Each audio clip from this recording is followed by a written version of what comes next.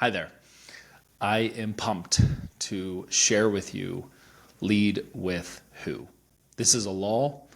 This is a value. This is a principle, a philosophy. Heck, it is a phenomenon.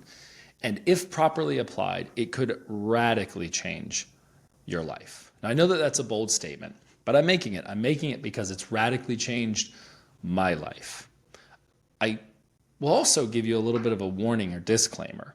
Not only could this radically change your life, but in a few minutes when you watch these videos, you're going to go, Nathan, I already knew all that.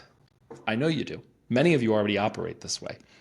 Heck, you probably wouldn't even be anywhere in the realm of my core if you weren't somebody that led with who in everything that you do. However, rather than it just be something that's altruistic or something that is like an energy or a vibe or kind of a way, what if it was much more scientific than that? What if it was much more intentional than that? And what if it wasn't just in your interpersonal relationships, but it was in everything you did, you led with who?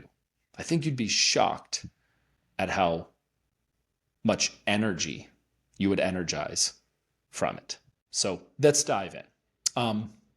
What I'm going to do is I'm going to use my iPad here. I know that I'm on video and I'm not doing a screen share, so it's almost like the equivalent of having a whiteboard. I'm going to hopefully show up and you can see this, but I'll be speaking to it enough. You should be able to get the concepts.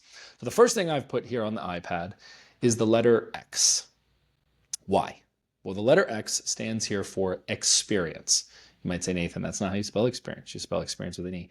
I know, but it's how in the Cool Kids Club we refer to experience. Like our chief experience officer is our CXO. In technology, you have UX, UI, right? User interface, user experience. So to understand how we can show up in the world differently or show up in the world better, we've got to take inventory of the experience that we're currently providing and currently having. And typically, if you're having a good experience, people will be attracted to that. They'll be, drawn to that. I love to use the example of Starbucks because I'm bougie like that and I go to Starbucks. Hey, look, if you're a Dunkin' man or a Dunkin' woman, good on you. For the rest of us, like me, that are bougie and like to frequent Starbucks, you'll totally get the analogy. If you've never been to a Starbucks, here's your homework. Go to a Starbucks. It's glorious. And here's why. Not because of the coffee, certainly not for a $6 coffee, but because of the total experience. I mean, you're talking like exposed brick, fireplace, leather, an app, a nice barista that has a green apron on with their cool name like Riley or Skylar.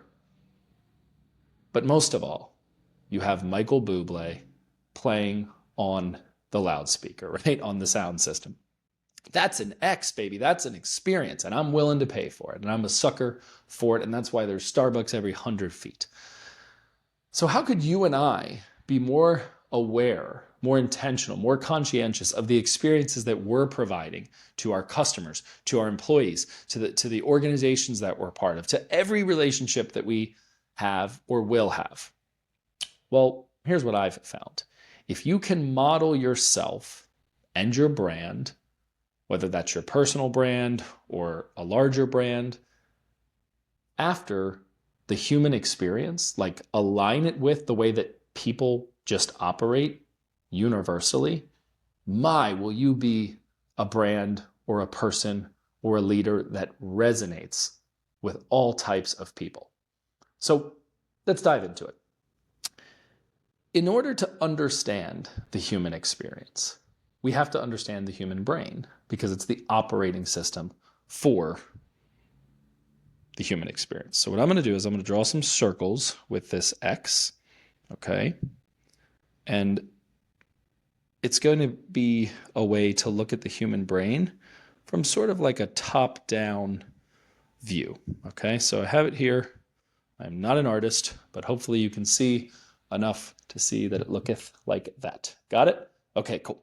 So let's talk about it because the outer part of our brain This portion here, physically, this part here, is known as our neocortex. Our neocortex is the most human part of our brain. It's what really separates us from lions and tigers and bears. Oh my, right? It's what allows us to communicate in a really sophisticated way because the language, the very words out of my mouth are coming from my neocortex.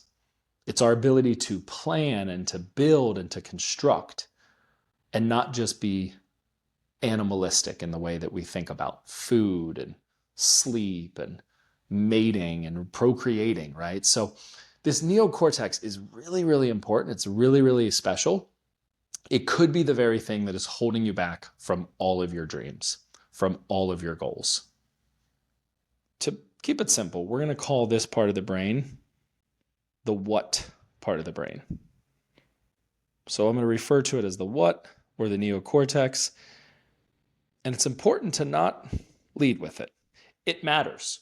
I'm not suggesting that you just do things that are not logical and that are just ridden with emotion and just charged with, like gusto. No. There's a place for the neocortex. There's a place for the what's. I just wouldn't lead with it. Okay, so I have there written the what part of the brain. Now, as we start to peel back the layers of the onion or peel back the layers of the human experience, the human condition, we're going to get into a different part of the brain known as the limbic system. It's the core of the brain. It's the crown of the brain. It's this part right here. And it's a really, really fascinating part of our makeup. Here's what's interesting about the limbic system. It houses all of our emotions, all of our feelings, all of our hopes, all of our dreams, those intangible parts of ourselves. And two things to note that are really, really important is one, that it determines all of our behavior, all of our decision making. In other words, why we do what we do originates and lives in this part of the brain, the limbic system. It also does not have the capacity for language. Isn't that interesting? That we can't put into feelings or we can't put into words that which we feel. Men are particularly bad at this. So here we have the human brain, we have the neocortex, we have the limbic system. And I want to spend a moment in the next video to really delineate, to really distinguish these two parts of the brain, because you're going to have to separate them. And you're going to have to really know the sequence in which you want to approach problems, challenges, opportunities, relationships. And then we're going to talk about something even more deeply rooted that I believe anchors all of this. So I'll see you in the next video.